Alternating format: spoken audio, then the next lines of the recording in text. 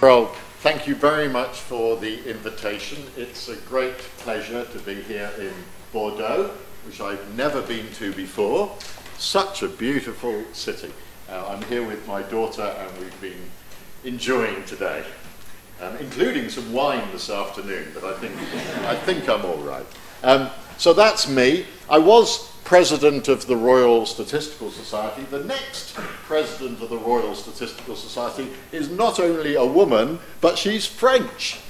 Sylvia Richardson is the President from next year.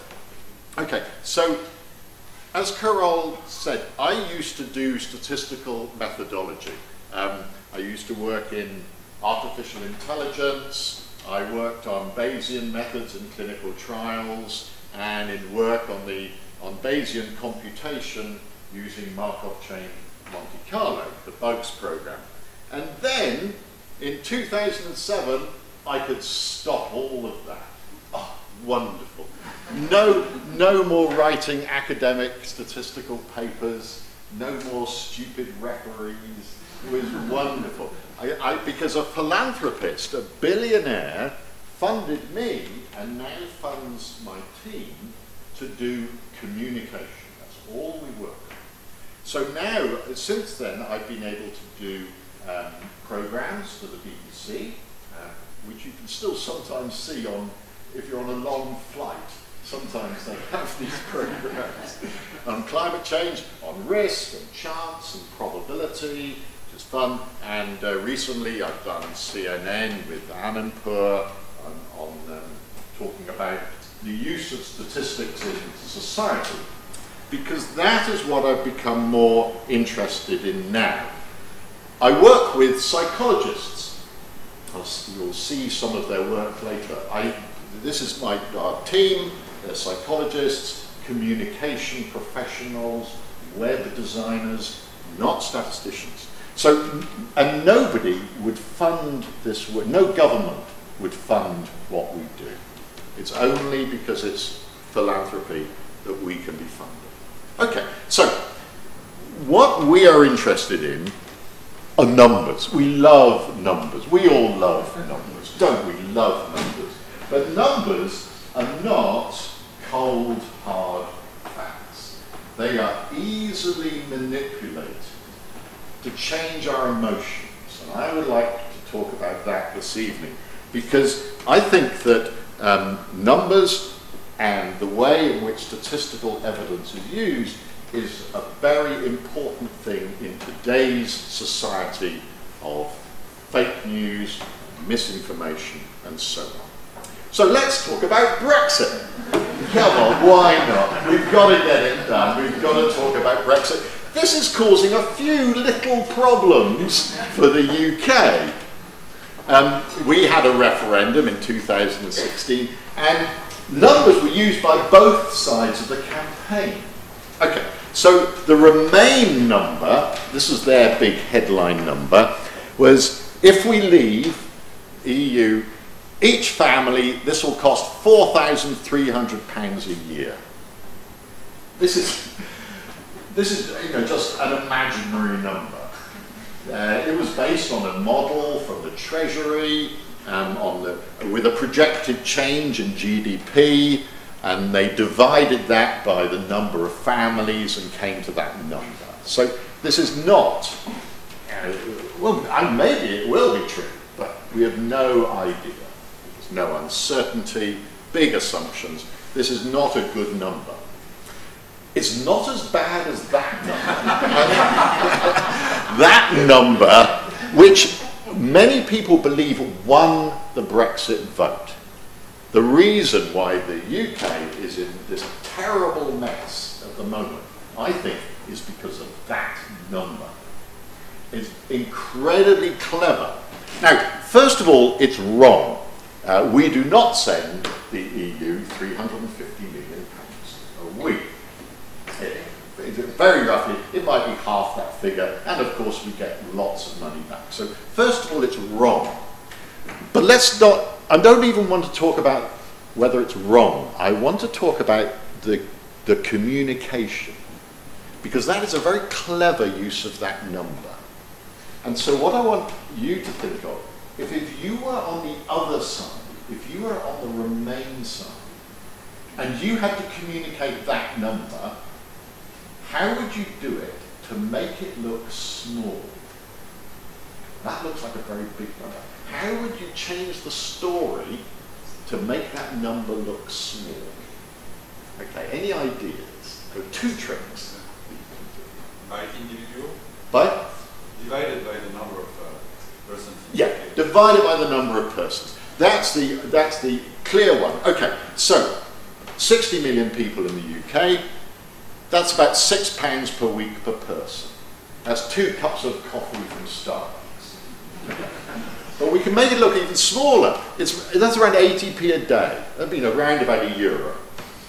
So that's about a packet of cheese and onion crisps.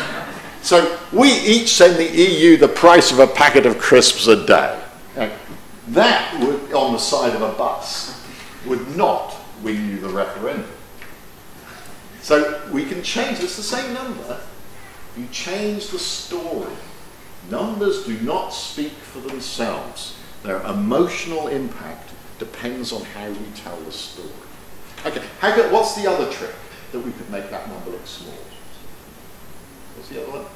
The usual one is to make it a proportion of an even bigger number. It's less than 1% of GDP. It's less than 2% of government spending. And we don't know GDP, we'll see later, we don't know GDP within 1%. Okay, so I'm going to make a really big assumption. I'm going to assume that we all are honest, trustworthy people who want to tell the truth. Okay, I'm going to assume that. Numbers do not speak for themselves, we give them meaning. Their emotional impact depends on how the story is told, and this makes it very challenging to communicate risk and uncertainty, because risk and uncertainty are ideas that provoke emotions, often anxiety. And so many of the people, as we'll see, who are communicating to us about risk and uncertainty are often trying to make us worried. Sometimes they try to reassure us, but there's always an emotional impact. Okay, let's look at a story. The bacon, the processed meat story. Okay, this is earlier this year. Eating just 1 slice of bacon a day linked to higher risk of colorectal cancer. Now that's from CNN. Notice the language linked to. So it's only claiming an association. The language is not saying it causes the cancer. Let's compare that to a French headline. It's Quebec. Sorry? It's Quebec, no? Oh, is that Quebec? Yes, Quebec. Yeah, it's in French. It was Quebec because it's from a Montreal thing. Yes, exactly. So it's French, still French. Yeah. I couldn't find a one from France itself. Was the story no coverage? They did some coverage of the story. Yeah, okay. So there's more idea of causation. And let's compare that, let's go further to an English tabloid. Rasher of bacon a day is deadly. This is the killer bacon sandwich story. The killer sausage story. Yeah. Now, warning, bacon bap. Yeah. So the journalist Sean Wooler, I know him. He phoned me up and I talked to him. He's very good indeed, the journalist. This story is, if you read the story, is very good, very accurate. The headline is terrible, but he does not write the headline. The editor writes the headline to get the clicks and the readership. So he's good. Okay, so what is the story? What is the numbers? This is the story from April this year. 25 grams of processed meat a day is associated with a 19% increased risk of getting bowel cancer, colorectal cancer. And let's assume that's true, and it is. There's a lot of evidence now that that processed meat is carcinogenic, and so let's assume that's true. That is a terrible way to communicate this. these relative risks, 19% increase, is known to make risks look bigger.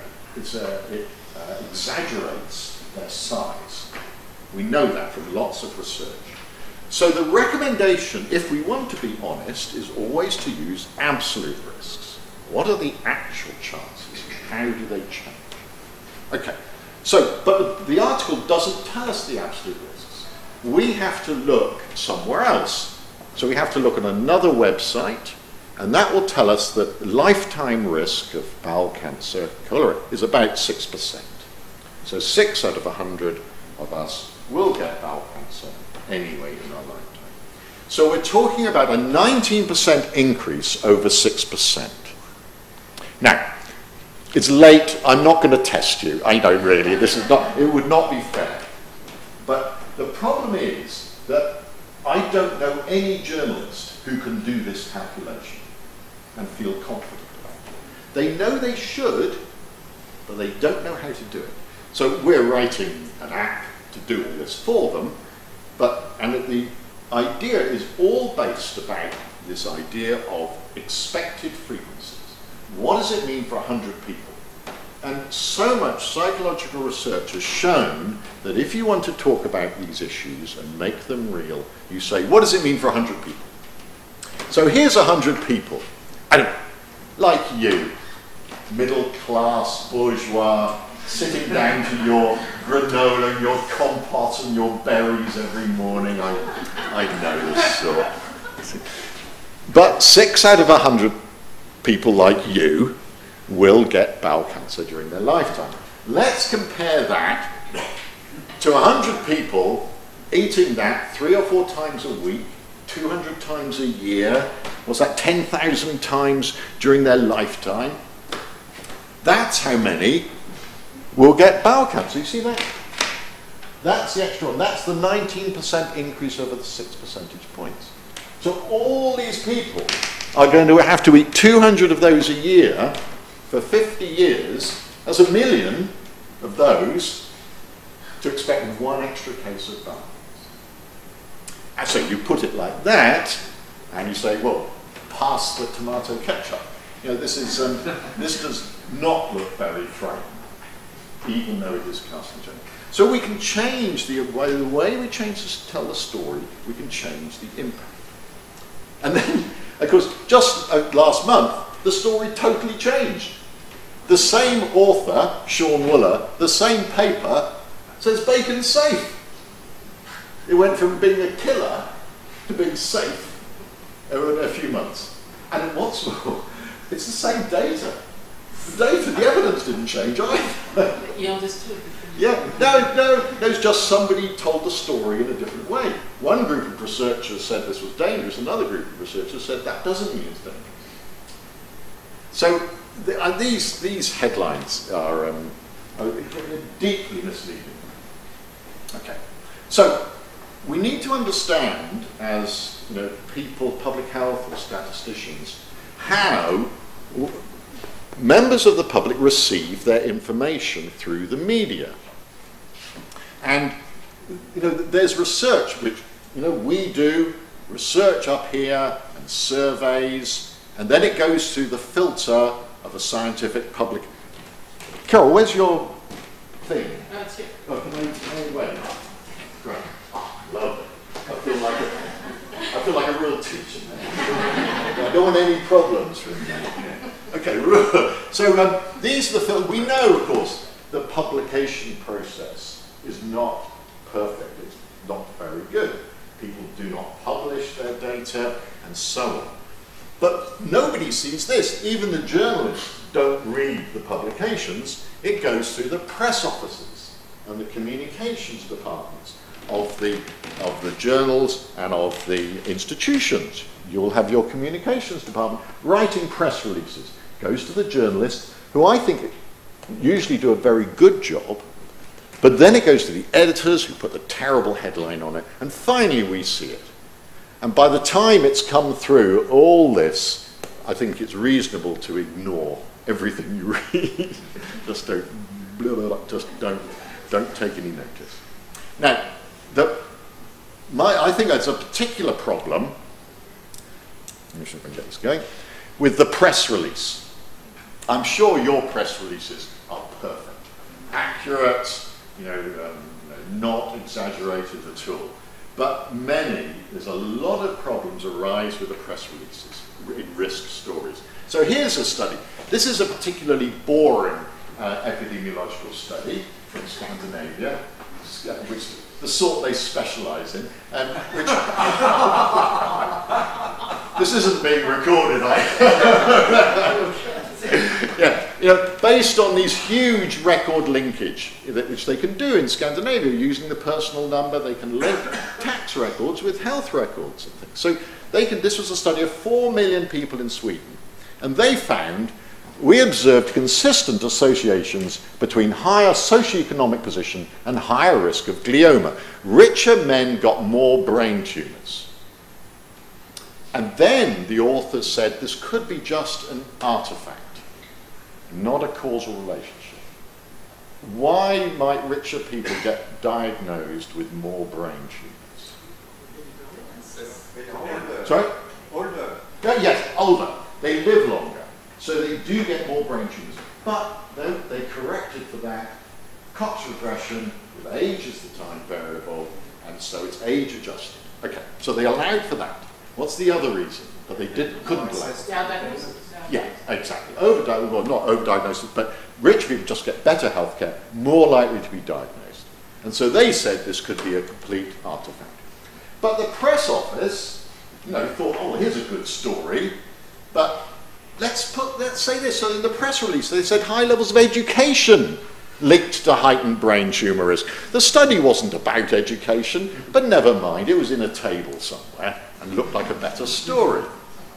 But still saying linked to, and I think you can guess what's going to happen. By the time it gets to the newspaper, we get, why going to university increase the risk of getting a brain tumour?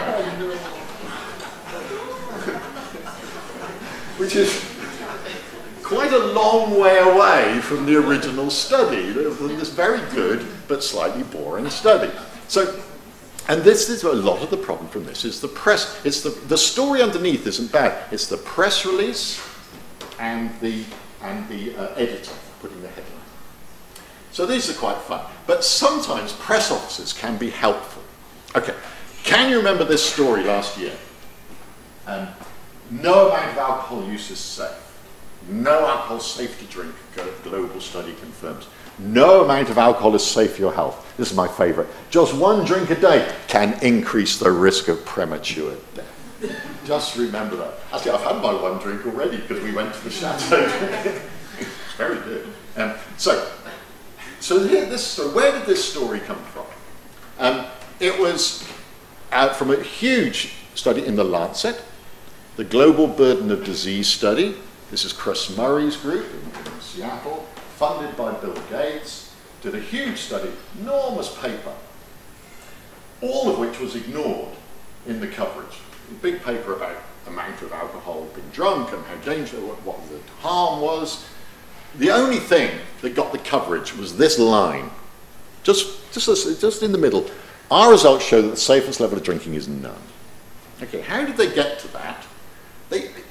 They did the most amazing analysis. I think it's a complete mystery what they did. For example, they took 23 different outcomes. This was ischemic heart disease. They looked at every study that had ever been done and plotted the relative risk against the number of drinks a day. And look at that for a mess. Would you want to fit a line through that? They did. So by some statistical magic, they fitted a line through that, and it seemed to force it to go through 1 at 0, using that as the baseline. So they fit this line, and they fit it. So they did that for 23 outcomes, 3 different outcomes. And in the end, came, by a process of magic, to a relative risk. Drinking 1 alcoholic drink a day, so 10 grams, so a small glass of wine, increases the annual risk of developing one of the 23 alcohol-related health problems by 0.5% compared with not drinking at all. So we've got a relative risk there. what does it mean? On its own, it does not carry meaning. We do not know whether that's important. But the press release also gives us the expected frequencies. What this means is that every year, instead of 914 people in 100,000 getting one of these things, 918 do. So 100,000 non-drinkers, 914 get a problem. 100,000 drinkers, just one drink a day, it goes up to 918. Now, which starts enabling us to interpret this number. These expected frequencies, though, are not in the paper. You can't find them in the paper. The Lancet press office had to get them from the authors, had to force them out of the authors, which is great, because the press office deserves a medal for making the authors say, well, what does these risks mean? It is a disgrace. It's a complete scandal, because the Lancet guidelines say that risk change of exercise give absolute values rather than relative values. So that paper broke the Lancet's own guidelines. So their referees and their editors and the authors ignored their own guidelines, which is a disgrace. So let's try to put that number in perspective. I love doing this. This is such fun. So putting this in perspective, that means 25,000 people having one drink a day for a year gives rise to one extra serious health event, if we assume causality. Okay, I call that the number needed to drink. So that's how many people need to drink. Oh, great, an audience who gets that joke. Most audiences do not get the joke. Okay, so this is the number needed to drink, which is 25,000. Okay, so what does that mean? One drink a day, a 10-gram drink a day, just your little glass of wine, like that, that adds up to 3.65 kilograms of alcohol a year. That's actually 16 bottles of gin. So if you have your little medicinal piece of alcohol every day, you are drinking 16 bottles of gin over a year. But remember, we've got 25,000 of these people drinking one drink a day. That's 400,000 bottles of gin. Now, if you took 400,000 bottles of gin and stacked them up, it goes for 40 kilometres. It's like a marathon. It's a marathon of gin. And people are going to drink all of this over a year to get one extra serious health event. It's hardly surprising. And actually, the tax you get from this in the UK would easily pay for that. It's very cost-effective medical intervention. Easily pay for it. So this number is so small. It's so small. So the risk is essentially they're claiming is completely negligible. Now, what about the uncertainty about the risk? So now we're getting to the next level. Well, that's the graph they provided. When they put all those 23 graphs together, they came up with this one, and showing for standard drinks only what the relative risk is. Now, if you blow up that bottom corner, you get this. And what this shows is that one drink a day, they haven't got a clue whether it's harmful or beneficial, essentially. The interval is almost symmetric around there. Slightly harmful, but they don't know at all. So this difference they're claiming, there's not even confident there's harm at one drink. So the claim of harm is neither practically nor statistically significant. And that's what I said. And yet, that news went around the world, huge coverage, ignoring the rest of this very good study. It's nonsense. It's nonsense. So, I think this is a real problem. I don't believe this is, this is not trustworthy science. So, I should say though, one thing. This idea of expected frequencies, which is so powerful. What does it mean for 100 people? What does it mean for 1,000 people? Is we use it in all our work now. We've actually written a whole book for teachers of how to teach this in school, because this is the best way, I believe, to teach probability to children in school. So I hope, and we've got a MOOC for teaching teachers, so hopefully in the future, even if the journalists can't do the calculations, the children will be able to do it. Okay, so risk communication, just a quick summary. Baruch Fischoff is the sort of patron saint of risk communication. He's great. And people often ask us and ask him, well, what's the best way to communicate risks? And he says, don't know. He says there's no best way to communicate risks. Because you need to, first of all, know who you're communicating to, who are the audience, and what you want to achieve. Maybe you do want to persuade them to drink less, to exercise more, and many of you will. I think it's very reasonable to try to persuade them to do something. Or are you, as the examples I'm going to show in a moment, not trying to persuade them to do anything? You just want them to make a better decision, one that fits them more. You just want them to understand the evidence more. So the other thing he says is, no, you have to try different formats and test them, and choose the one that fulfills your objectives. So the best type of risk communication is that which does what you want, and that's it. But of course, there are some suggestions. So I'm not going to go through these in detail because I'm going to illustrate them, but the general recommendations now from the psychological research in which we listen to is to emphasize absolute risks, use expected frequencies, but when you do, keep the denominator fixed. Don't compare 1 in 100 with 1 in 50. Compare 1 in 100 with 2 in 100. So keep the denominator fixed and change the numerator. So the bigger number is associated with the bigger risk.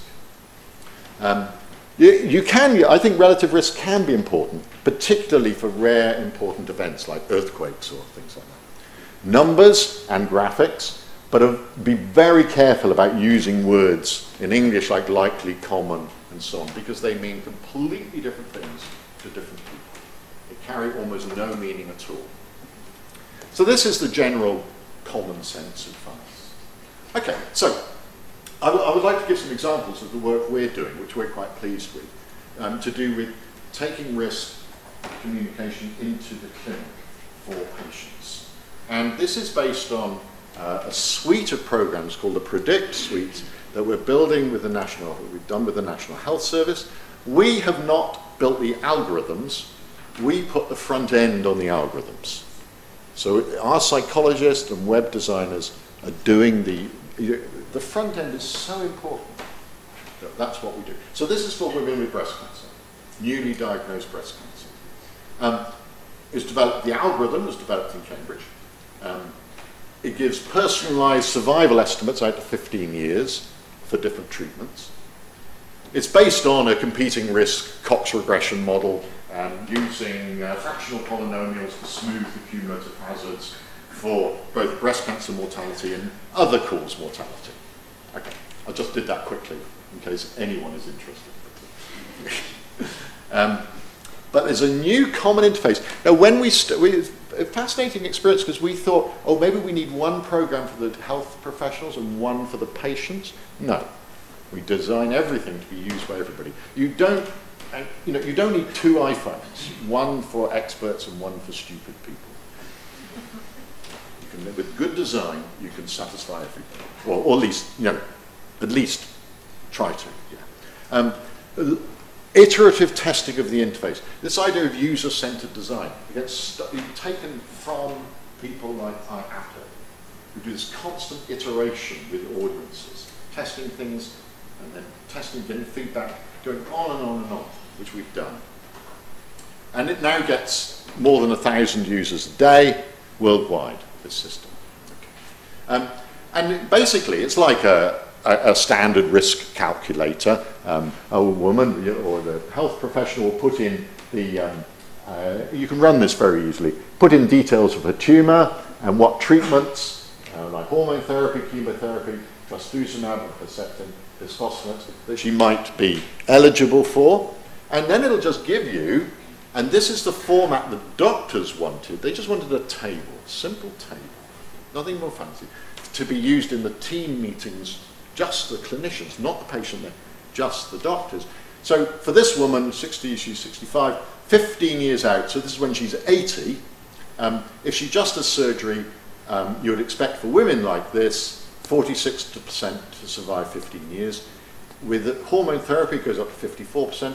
Chemotherapy goes up to 61, trastuzumab goes to 65, bisphosphonates goes up to 67. So that's the estimates that come out of this data. But the other line, interesting, if death from breast cancer were excluded, 76% would survive at least 15 years. In other words, we could say this woman was cured and we could guarantee she was not going to die of breast cancer. This is what the survival would be, which is essentially the survival of 65-year-old women of the type who get breast cancer. And so we can give survival curves as well. People can understand these with some help, but many people don't like them, but you can understand them. The point being, there's no correct way, and so we give all these options along the top. We don't try to pick one best way. Allow people to have options. So here is the baseline, and these are the additional benefits from these treatments. And this is essentially the top. This is the kind of ceiling. You're not going to do any better than this. So, oopsie. So this is, you're getting quite a long way towards this ceiling. Then we do this. I hate these. I think we're going to get rid of stacked bar charts. No pie charts. No, we don't have pie charts. So, but even stacked bar charts, people misunderstand these. They have real trouble with those. So I don't like them. We're going to move them, probably with a sequence of bar charts going up, showing, so you can show the additional benefit from each. Just a table, just words saying out of 100 women, expected frequencies. And then the icon arrays. This is like the bacon sandwich. What does it mean for 100 women? We did start off with 100 women, little people, and that did not go down well. It was too human, too personal. So we had to depersonalize it. And we also started off, these are the deaths from other causes, and these were big black blobs. And that was the thing that hit your eye, and we de-emphasized that. Because this is just the fact that, we're all mortal. We all will die at some point. And so we de-emphasized these as well. So, and I'm sure we could make other changes. We keep on revising in response to feedback. So, philosopher, I'm going to do a little bit of philosophy. She is my inspiration. She's a philosopher of Kant in Cambridge. She was, and now she's retired, but she's very powerful as a sort of practical philosopher. Roll your sleeves up, philosopher. And she's done some wonderful, she works on data transparency. So she's got this idea, which I love, intelligent openness about information.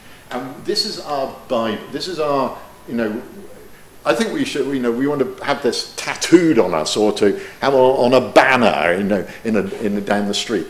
4 things that we should, if we're going to be open and honest, that we have to do. We have to make the information accessible. People have to be able to get at it easily. That's easier now. With web, that's really not so difficult to do. It's got to be intelligible. People are going to be able to understand it. And you need to check that, test it, that they really can understand what's going on. Now, this is the interesting one, usable. It's got to answer their concerns, not our concerns, not the doctor's concerns, the patient's concerns. What are they actually? You may think they're silly, but they've got to, their concerns have to be answered. And you might think that's all, but the final one is the most important. She's a philosopher of Kant. And so she believes strongly in a duty, an ethical duty, to do appropriately. And so she says, your information has to be accessible. Somebody should be able to check your working. You have a duty to do this, to make your working accessible by people. It can be checked and explained. And this, I've been really arguing, the whole use of algorithms now, whether they're in health or in law or anything, AI, machine learning, all these things, these are incredibly relevant because it's very, if you've done a black box from deep learning to do a classification, how are you going to allow anyone to check what's going on? So it's an incredibly important list. So it means that in Predict, we try to give lots of explanation, even if people don't want it. So we give a verbal gist, a summary, multiple graphical formats. We can give the text and tables showing all the formulae, the relative risks that we're putting in, all of that. We give the maths, and then we even give the code if people want it. You can get the code. Nobody wants it. There's some of the maths. I wrote all of that. Nobody ever looks at it. Nobody ever downloads it. I don't know why I bothered, but I did bother because there's a duty to do it. We've got our prostate one. We're working through the different conditions. And the prostate one's important because, you know, the usable, one of the main things is that patients want to know about side effects. We've had surgeons say, oh, well, don't have to worry about that. But people really want to know about side effects. And we have to do the breast cancer side effects. It's incredible. There's no good summary for breast cancer side effects.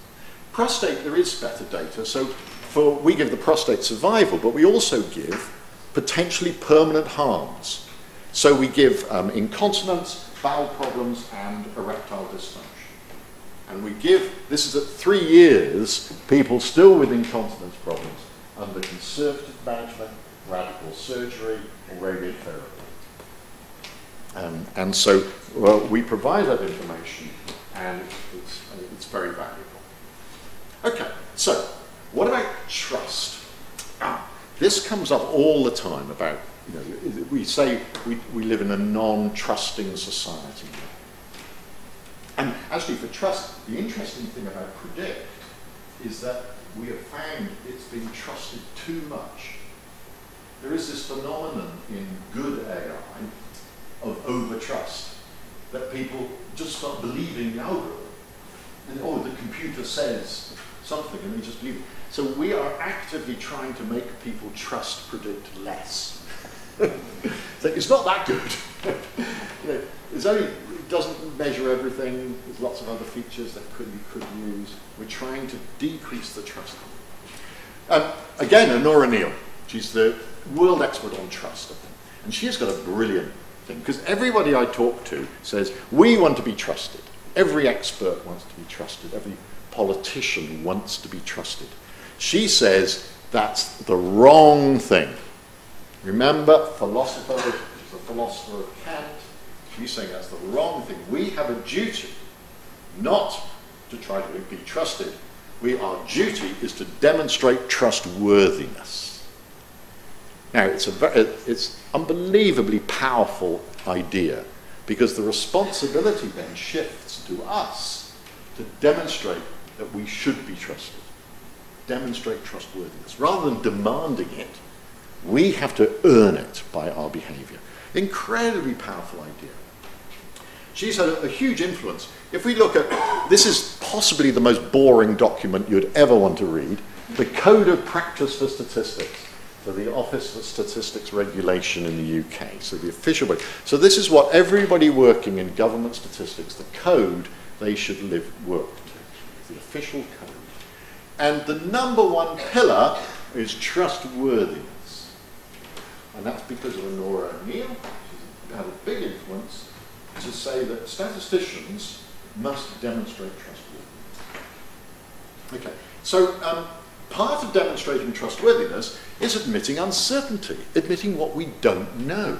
And this is very difficult to do. Can we admit to the public we don't know everything? We really don't know things. And this is a real challenge, because many people feel that we can't admit we don't know. Carol was telling us yesterday about this fire in Rouen, which was putting out all sorts of dangerous things. And actually people were, the experts were reassuring people rather than admitting they didn't know. Okay, and this is a real problem.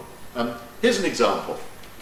This is the BBC reporting the Office for National Statistics. So there's two really important, they are trusted bodies. And they said that unemployment fell by 3,000. That's what they said. So, is this trustworthy? Are they demonstrating trustworthiness? Well, we can check. We have to go onto the website, and we have to search. This is real detective work. We find, in the middle of this lot, we see some quality and methodology. Well, maybe that'll tell us. And in the middle of a paragraph, we find out this fall of 3,000 has a 95% confidence interval of plus or minus 77,000. They have no idea whether unemployment is going up or down. Absolutely no idea. They're equally like this. No idea at all. So, and yet, so that whole article, it was nonsense, absolute rubbish. So this is not good. This is not good. And we are trying to work with the Office for National Statistics to improve what they do. The Bank of England are much better. Oh, they are great. When they make their projections about growth into the future using these fan charts, they produce, these are 30%, 60%, and 90% intervals for the future. It's based on a mixture of subjective modelling and statistical modelling.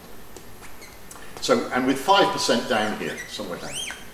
So, and they put no central projection in because people anchor on that. Okay, but so they're very uncertain about what's going to happen in the future. They're pretty uncertain about what's going on at the moment, and they actually haven't got much of a clue what happened in the past either. So they don't know, you don't know GDP to within 0.5% or 1% for the past, because the returns are late coming in. This is very honest. I really like it. I just love it. It's very good. So we're trying to persuade people to do this. So we thought, but this is the crucial question. Can we communicate uncertainty about facts, numbers and science without losing trust and credibility? Will people not listen? So we test, our psychologists, well, let's test it. So we do randomized trials in which we take numbers, like the number of unemployed, the number of tigers in India, global temperature change over the last century. These are all unknown. We don't know what they are.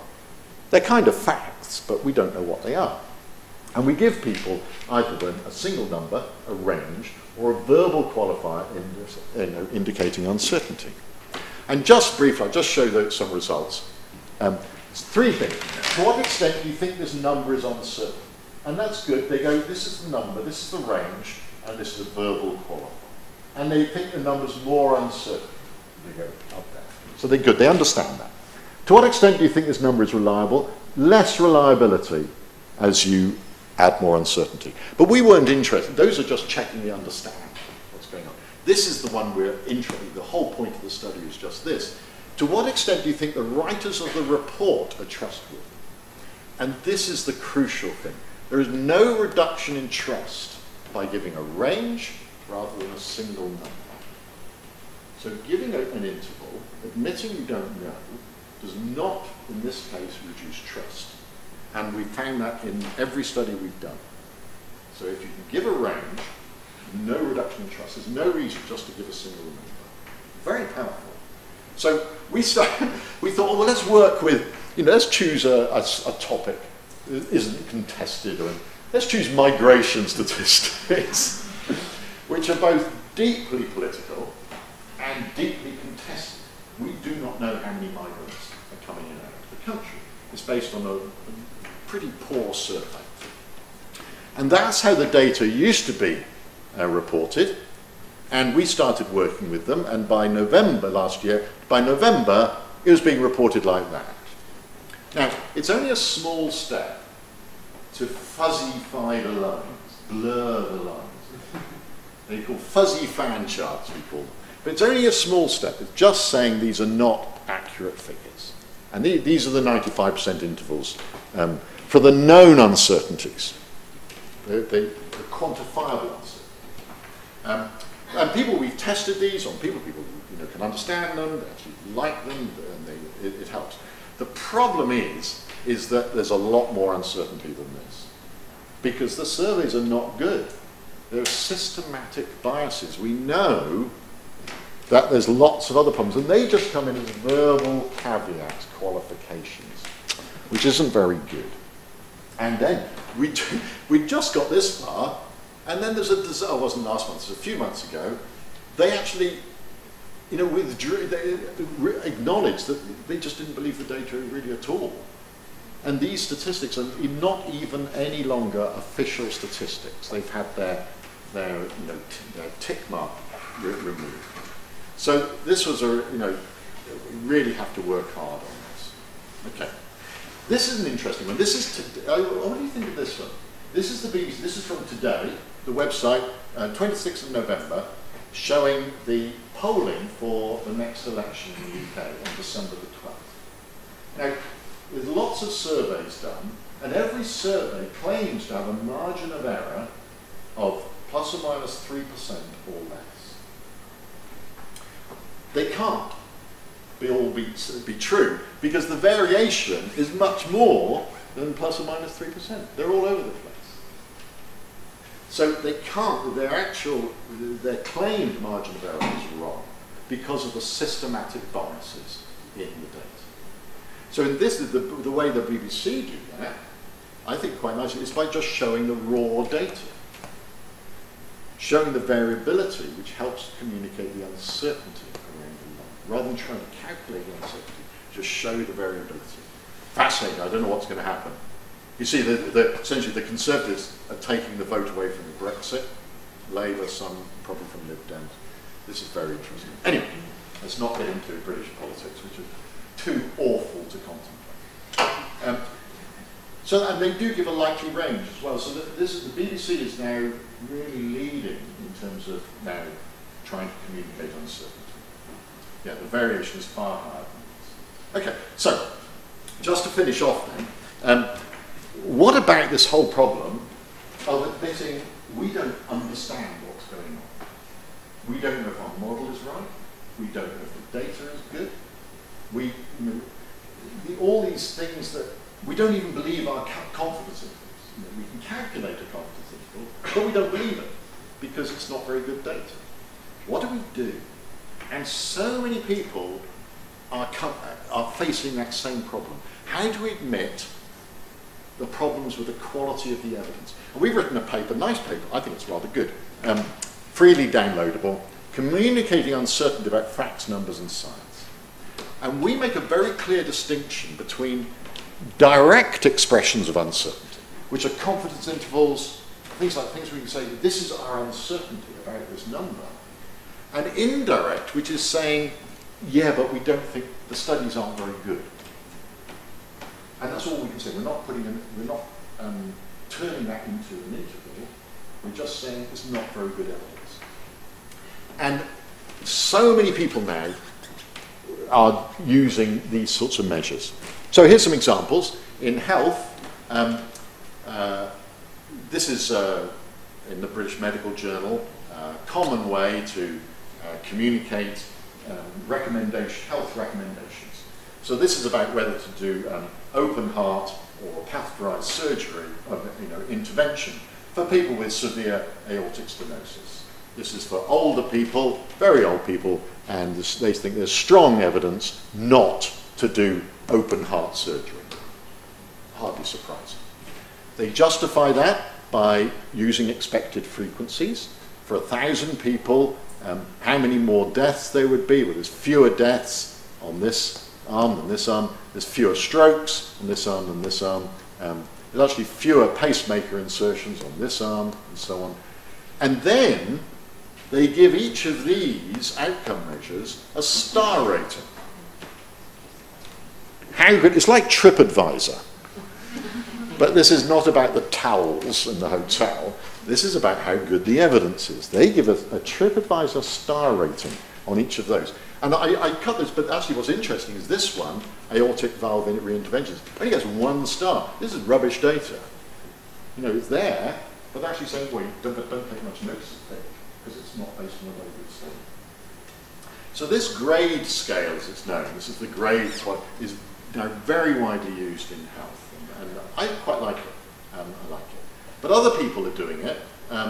In climate change, IPCC have got a measure of confidence in the science, and they won't put numbers on a probability unless they have confident science with high agreement and robust evidence. So they came to that conclusion as well.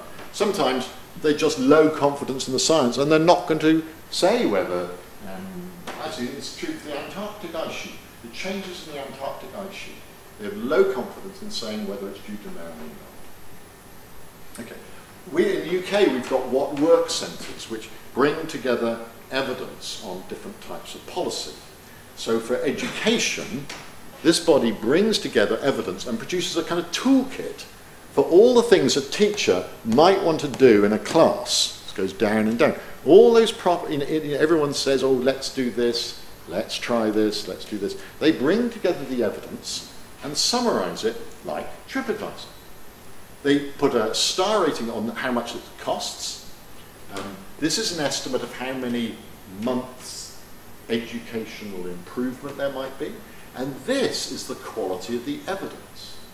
So we can very quickly see that aspiration interventions, that going into a classroom and saying, you can do this, aim higher, it's both expensive, it doesn't seem to work, and the evidence is rubbish anyway. So maybe we don't do that. Whereas this one, collaborative learning, is extraordinary. Yeah, it's cheap, seems to work, and there's good evidence. Let's do that. It's very simple. So I'll do this like that. So, to finish off, trustworthy communication of risk and uncertainty. I think it's got a few elements. So my summary is that you should be informing and not persuading. Intelligent openness, accessible, intelligible, usable, accessible, intelligible, usable, accessible. You should have a little song. Confident about uncertainty. I'm uncertain. Don't be embarrassed about being uncertain. But of course, also say what you do know. Start with what you do know, then say what you don't. Respect audiences. Don't treat audiences with contempt. But test the outputs. Make sure what the reaction is. Multiple layered formats. There's no correct way of doing anything. So having multiple, allowing people to choose how they want to see the information, very powerful. I like this idea, giving a star rating. You've also got to get in there, and if people believe wrong things, you have to correct. Just be in there, preempt, get in early on any misunderstandings. And then I work with the journalists, the psychologists, the communication professionals, your press office, treat them with respect, and work with them to improve, rather than just criticize them. Okay, so that's my summary. I just want to give, to learn more. Ah, my book. It's very good. Yeah, it's out in the US. It's very good. That's what I got a okay, so that's it's very good. Oh yes. Now, just to finish off, a bit of light relief then. I just want to show, I really say that we as scientists should be out there, taking part in society, having a public role, blogging, trying to get onto the media. Not everybody, but we really should take that responsibility. It's such an important thing in our society today that we have a voice. Okay, so that's my thing. But it will go wrong. There will be disasters. So I'd like to talk about one of my disasters. My last book was Sex by Numbers, which is, again, it's a very good book. But it didn't sell as well as this one has. So it's a book about statistics, which, but it also had a lot of, they were about sex. So that was the cover. It took me a long time to write, it took a long time to choose the cover. That was going to be the cover. That's exactly. That's the first one the designers came up with. And I thought, yes, that's great. And it's true, a big bookseller said, oh, no, you can't do that, you can't do that. Yeah, always think, it might have sold better if we'd done that. So, this is the question that everybody asks, the media always asks, is about how often do people have sex? So this is something that just comes up again and again. And the reason it comes up is because of this data. Now this is the data from NatSal, which is the very big, very good British survey of sexual attitudes and lifestyle that's been carried out 1990, 2000, 2010, and it will be next year as well. Huge. It cost £7 million last time and so on. And what they found is for younger, opposite-sex couples, aged between 16 and 44, I consider that young, in 1990 they reported having sex on the median was 5 times a month. In 2000 it was 4 times a month. In 2010 it was 3 times a month. Well, I think you can draw a line down there and think this is very worrying for the future of the British race. And this kind of pattern has been found right throughout the Western world, with declining frequency of sex. And everyone says, why? And I say, I don't know, I'm a statistician, I don't know why. So they say it's the iPad. It's the iPad. And actually the researchers do think that it can be, some of it, due to the massive connectivity. Maybe not the iPad, you got an iPhone, checking your emails, sitting by the bed. But when I was talking about this, I said, I blame the box set. I can't come to bed, dear, I'm binge watching Game of Thrones. So I said all this in a talk, and there was a journalist in the front row writing it all down. Oh, it's great. Oh, I'm doing my job as a public communicator of science. So I was very pleased until that was the headline the next day in the major paper, in the Daily Telegraph. It was the headline. Game of Thrones warns Cambridge professor. And it got worse. Inside the article, look, David SPIEGELHALTER, the Winton professor, said the trend in sex rate was very worrying. And if current trends continue, couples would not be having sex at all by 2030. I did say that. I really did. It was, not a very good joke, but I did say that. And she wrote it down, and that's it. Oh my God. So I thought, this is dreadful, but well, at least it's only in one newspaper. I mean, okay, nobody reads that anyway. What I didn't realise how the modern media works is that if it appears in one place, everybody else can just copy it. So in Newsweek, immediately, with Game of Thrones ruining our sex, picture of a half-naked woman, of course. Yeah, couples will stop having sex by 2030 due to the large rise in TV ratings. This is my favourite. Sex will be obsolete by 2030 because of Netflix, according to one lone scientist. And I thought, I spent 40 years building up a reputation going down like that. And it got worse. Going German, of course, half-naked woman, Italian, Professor SPIEGELHALTER and things like that. And it hasn't stopped. It just hasn't stopped. It's in French. I mean, what do you expect it does from this year? Honestly, really, it's not fair. And I love the picture. But and then here we got, in tweets this year. Here's it in Spanish. I love this French one. Enjoy it while there's still time, he said. So I don't think I said that. So this goes like, don't Google it. You'll find. Oh, please don't Google it. Anyway, so this never stopped. But my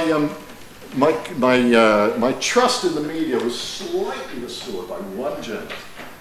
And this is a guy who's a data journalist in Forbes magazine. Is Game of Thrones killing your sex life? And he started producing graphs. So he produced this graph and talked about extrapolation forwards. But of course, and you may realise this, he realised that if you can extrapolate forwards, you can extrapolate backwards. And estimate that in the year 0, people were having sex 200 times a month, according to this data.